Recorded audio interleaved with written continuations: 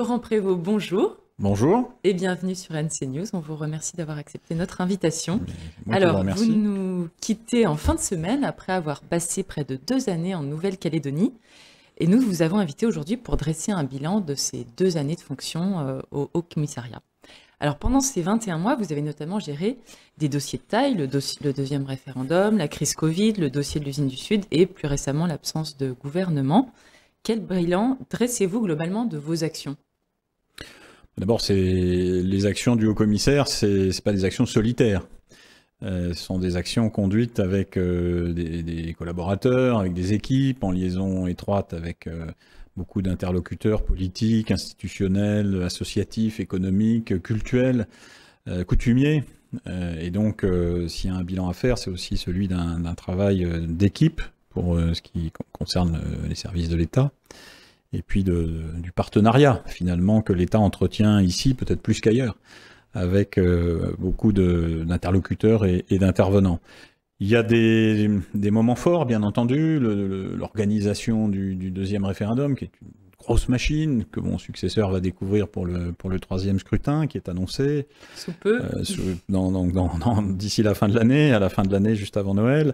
La crise sanitaire qui a été pour tout le monde un moment où il a fallu finalement inventer, imaginer des solutions, arrêter un objectif que la Calédonie a choisi de se donner, de rester Covid-free, hein, c'était sa responsabilité d'autorité de santé publique, et puis où il a fallu, avec les services de l'État, conjuguer les responsabilités. Et c'était un exercice un peu nouveau, qui a d'ailleurs suscité au moment du premier épisode Covid des interrogations, des commentaires, voire des critiques, mais je crois qu'on a bien trouvé justement le bon mode de fonctionnement. Bien sûr, l'usine du Sud et les violences qu'il y a eu autour du processus de reprise, avec l'impératif de faire respecter l'ordre républicain, de protéger l'outil industriel, mais des vrais moments de tension qu'il a fallu gérer.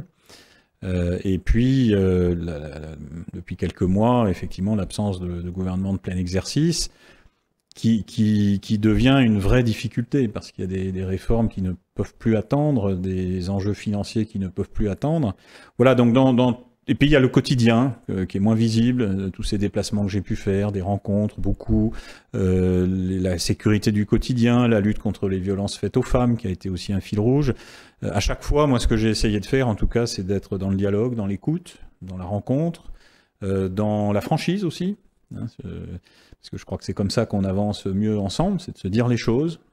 Et puis dans le partenariat, parce qu'ici l'État, il est un acteur particulier, il a des responsabilités très particulières par rapport au reste du territoire de la République. Et ici, ça ne peut avancer que dans le partenariat.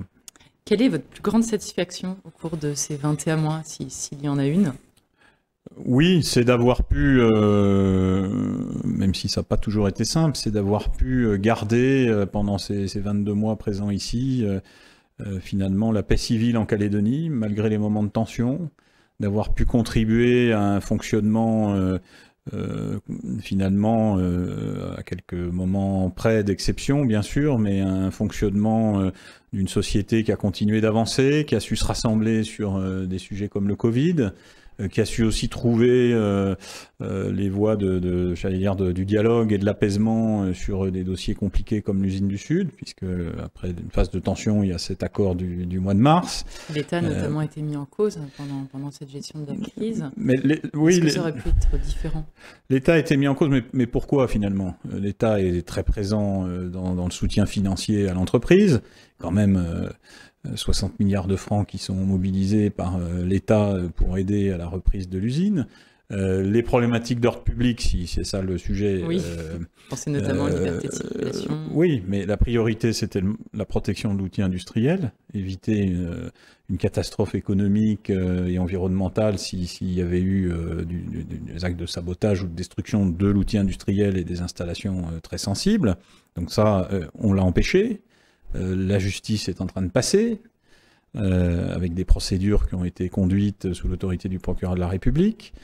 Sur la liberté de circulation, l'objectif, c'était évidemment pour nous de l'assurer en tout point du territoire de la Nouvelle-Calédonie, Quand je dis nous, c'est évidemment en intégrant les forces de l'ordre et tous ceux qui ont travaillé sur ce sujet, mais de le faire en fonction des moyens dont on disposait et en évitant d'aggraver les choses quand ça n'était pas nécessaire. Et donc l'ordre public, c'est pas partir, j'allais dire, un sabre au clair en disant on va voir ce qu'on va voir. L'ordre public, c'est de s'assurer que la décision qu'on prend, elle ne crée pas des effets négatifs plus importants que le problème qu'on veut régler. Bon, donc ça suppose quelquefois évidemment de prendre un peu de temps, de privilégier le dialogue plutôt que la confrontation. Ça nous a évidemment beaucoup mobilisés. On a veillé à ce que les tensions entre les communautés ne débouchent pas sur des catastrophes. Et finalement, tout ça en étroite liaison avec les élus. On pensait à Saint-Louis, bien sûr, et au Mont-d'Or. On a été en relation permanente avec le maire du Mont-d'Or pour bien apprécier ce qu'il convenait de faire. Et nous sommes restés en contact et en relation de franchise et vraiment de transparence avec Monsieur Le Courrieux pour retrouver les meilleures solutions et faire que finalement, aujourd'hui, on a des situations apaisées et une installation industrielle qui fonctionne. Est-ce que vous attendiez à des moments aussi complexes, finalement ? Je fais un métier où des moments complexes, on en rencontre, j'en ai rencontré dans d'autres affectations. J'ai servi plusieurs années en Martinique, en banlieue parisienne, des moments de tension, on en rencontre. Et ça permet d'ailleurs d'étalonner en quelque sorte. Hein, parce que si on arrive comme ça sans expérience, évidemment c'est plus compliqué de relativiser, non pas de banaliser, mais de relativiser, c'est pas la même chose. Et puis finalement d'avoir aussi les bons réflexes, les bonnes questions à se poser. Donc les moments de tension, si on veut bien regarder, ils sont pesés sur quelques jours à la fin de l'année dernière et au début de cette année. Et justement, avec ceux qui m'entouraient, qui ont eux-mêmes de l'expérience, tout notre acquis personnel et professionnel nous a servi. Moi, en venant ici, je savais que c'était un territoire complexe, avec évidemment des enjeux et des échéances importantes à passer. Donc qu'il y ait des moments où ça devait être plus tendu, ça je l'avais intégré. Maintenant, c'est vrai que la violence, à certains moments, qui s'est exprimée, on parle de vallée, mais on peut aussi évoquer des sujets liés à la vie de certaines communautés, à Marais ou à Bélep, sont toujours des moments qui surprennent un peu, parce que on se demande pourquoi on en arrive à de telles extrémités. Et c'est là où tout l'enjeu, c'est de rétablir la paix civile sans aggraver les choses, mais en faisant en sorte que les lois de la République passent et que les responsables des violences soient traduits devant les juridictions. Alors on a parlé tout à l'heure de votre plus grande satisfaction. Est-ce qu'il y a aussi une plus grande déception que vous ayez rencontrée, quelque chose que vous auriez aimé mener à terme et qui n'a pas pu être réalisé ? Moi, je suis dans une fonction où on sait qu'on prend des choses qui ont été faites par le prédécesseur, qu'on prend en route. Il y en a qu'on lance et puis c'est le successeur qui les mène à bien. Ça, c'est la règle du jeu. Moi, je pense qu'il y aura un sujet sans doute d'amélioration pour celui qui va me succéder. C'est la capacité peut-être à mieux communiquer à certains moments, être plus réactif, à savoir passer des messages qui nous paraissent à nous évidents parce qu'on le vit et que c'est notre quotidien, mais qui méritent d'être mieux partagés avec les Calédoniens, qui comprennent peut-être mieux ce qu'on fait, pourquoi on le fait et à quel moment on doit le faire. Je pense évidemment aux problématiques de sécurité, parce que c'est important et parce que il y a une très forte attente sur le sujet et que cette attente a des conséquences aussi sur la vie du pays, sur le fonctionnement de la société calédonienne. Donc voilà, c'est pas simplement un sujet de valorisation de l'action des services, c'est un sujet de cohésion sociale et sans doute dans les mois qui viennent de passer, c'est un point sur lequel on aurait peut-être être un peu plus présent.